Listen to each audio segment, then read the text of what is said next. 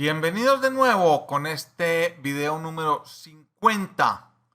Damos inicio al apasionante módulo 9 dedicado a las taquicardias.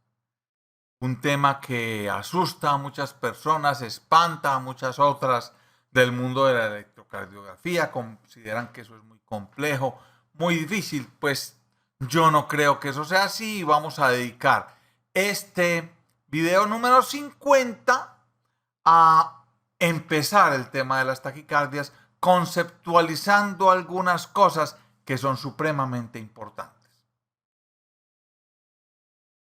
Lo primero es definir qué es una taquicardia.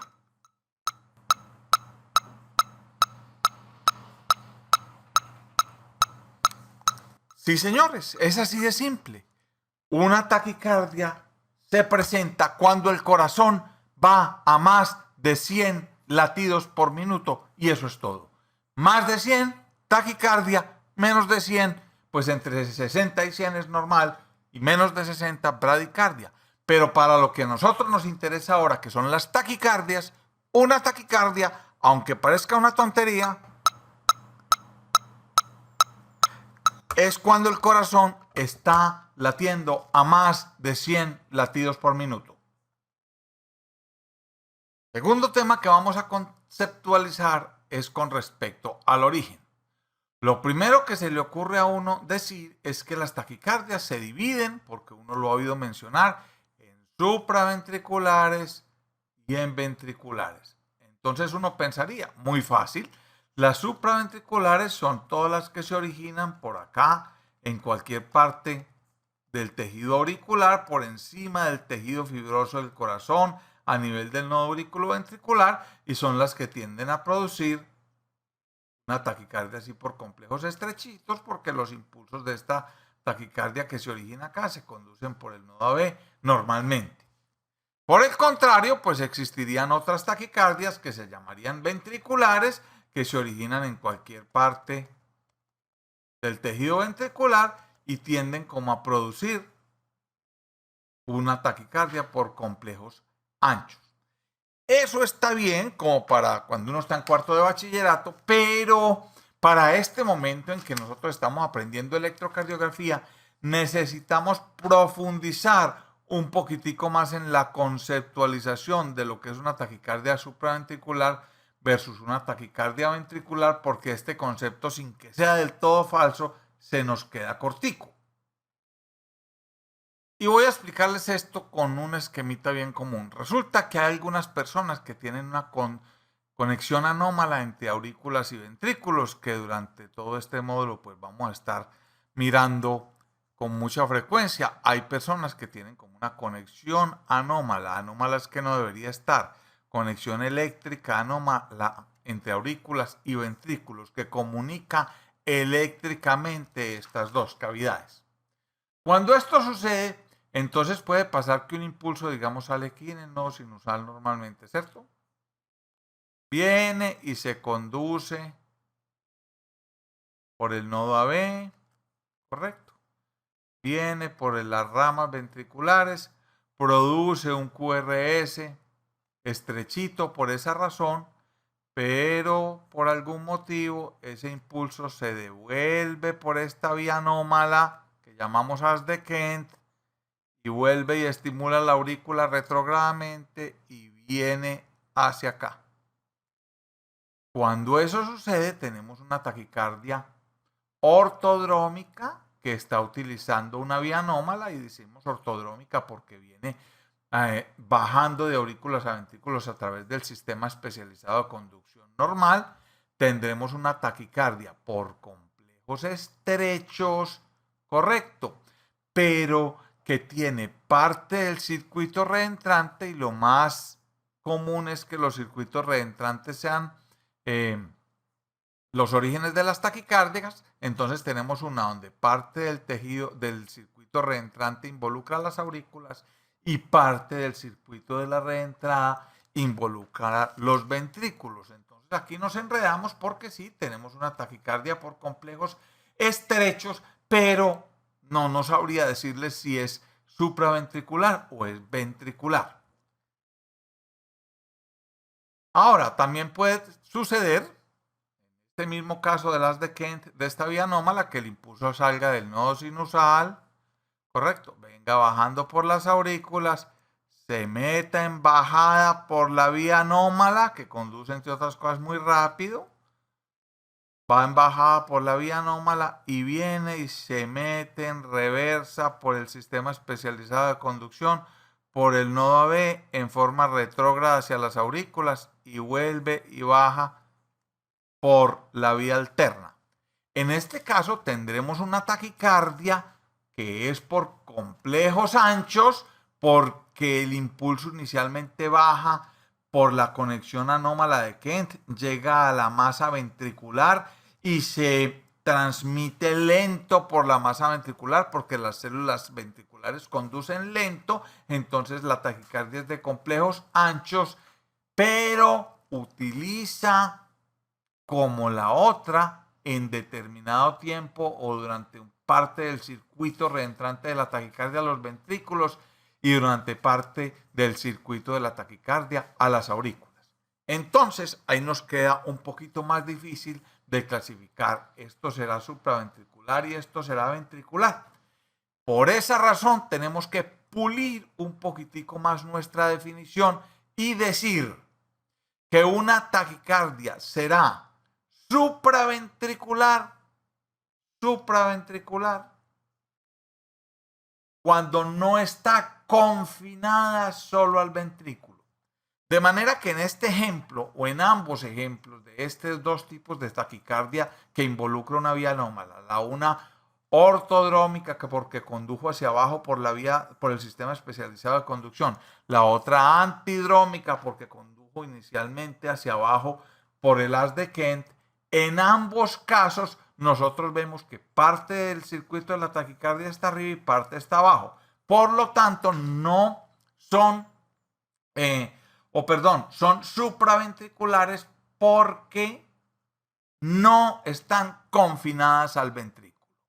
Para hacerlo más claro, una taquicardia será, o diremos que es, ventricular cuando todo el circuito de la taquicardia está confinado únicamente al tejido ventricular.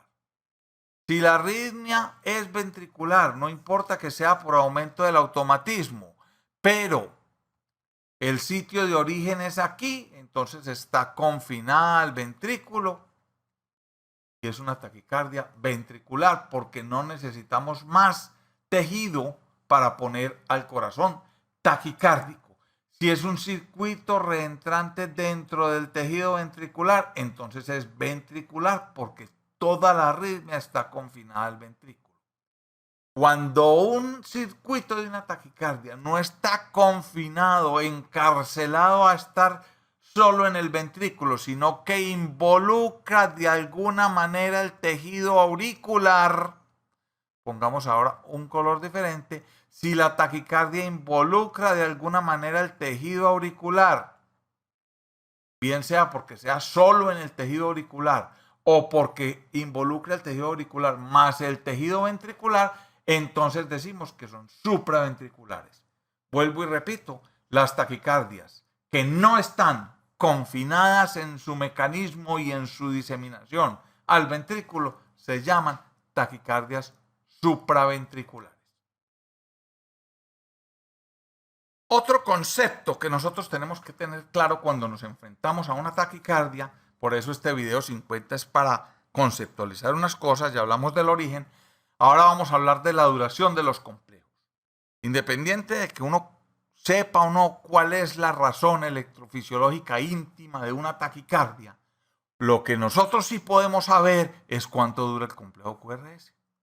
Y entonces clasifica uno la taquicardia en dos grandes variedades, 1 y 2.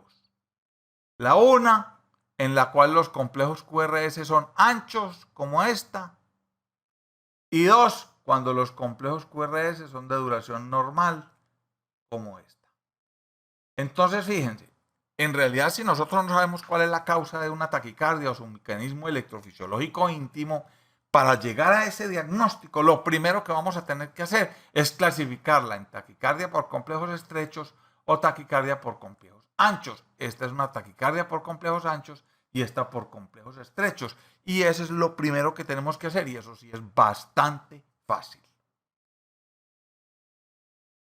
Siguiente paso en la caracterización o conceptualización inicial de una taquicardia es que tenemos que definir si el RR de esa taquicardia es constante o es variable.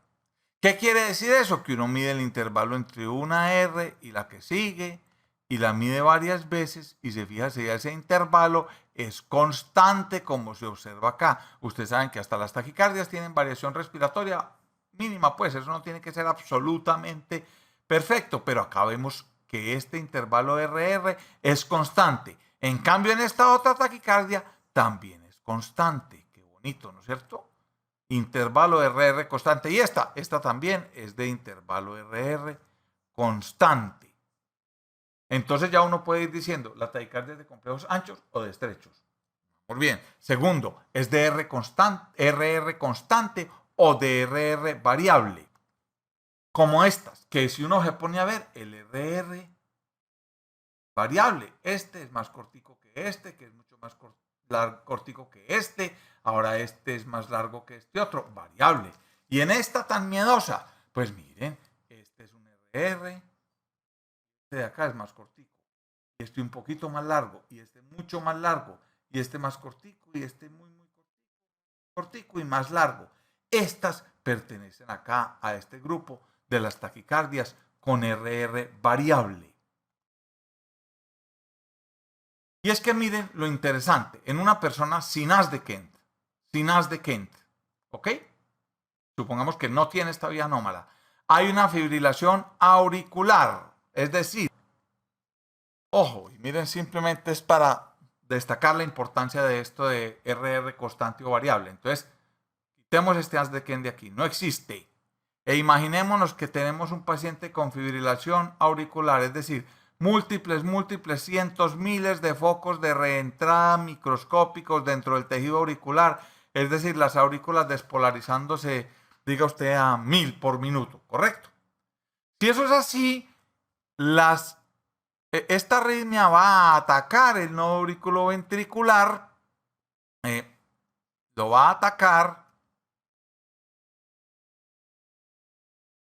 caóticamente, unas veces más rápido y otras veces más despacio, y dependiendo de la función normal del nodo AB que bloquea la arritmia acá, vamos a tener una fibrilación auricular con una respuesta ventricular que es de RR inconstante, variable, debido a que hay una variabilidad en el ataque al nodo AB que produce esta taquicardia. Ahora, si resulta ser que la persona sí tiene haz anómalo, sí tiene haz de Kent, entonces esta fibrilación auricular también ataca caóticamente, pero ataca caóticamente también, es decir, a 1000 por minuto, pero unas veces muy seguido y otras veces más lento, a la vía anómala y se conduce directo hacia los ventrículos porque este haz de Kent no suele tener capacidad de retardar el impulso y produce una taquicardia que es por complejos anchos, porque se produce a través del tejido ventricular, que conduce muy lento con RR variable. Mírenlo aquí. Esta taquicardia, que es fibrilación auricular, ¿cierto? O sea, en un paciente con Wolff-Parkinson-White, en quien la fibrilación auricular se conduce a través, con conducción ortodrómica por el haz de Kent, produce una taquicardia por complejos anchos con RR variable que es casi diagnóstica de esta entidad. Después esto lo vamos a profundizar más, pero es para que viéramos simplemente la importancia de establecer que si la taquicardia tiene RR constante, como vimos en las taquicardias anteriores, o RR variable, como estas. Resumiendo esta conceptualización sobre las taquicardias, video número 50, ¿cierto? Donde definimos algunos conceptos importantes e iniciamos el módulo 9 de las taquicardias. Nosotros tenemos que definir, y ya definimos qué quiere decir supraventricular o ventricular. Ya veremos después cómo se identifican, pero lo primero es que sepamos que llamaremos de ahora en adelante supraventricular a cualquier taquicardia que no esté confinada al ventrículo. Segundo, aprendimos que tenemos que clasificarla de acuerdo a la duración de los QRS, medida que ya sabemos hacer, hacemos muchísimos videos, ¿correcto? Podremos clasificar la taquicardia de complejos anchos o estrechos. Y tercero, debemos clasificar la taquicardia para saber si es de RR constante o RR variable. Estas eran las conceptualizaciones de este video y quiero dejarlos con esta taquicardia. ¿Es una taquicardia? Sí, por supuesto. 5, 6, 5, 11, 12, 13. 1500 dividido 13. A traer la calculadora. 1500 dividido 13. Aquí está.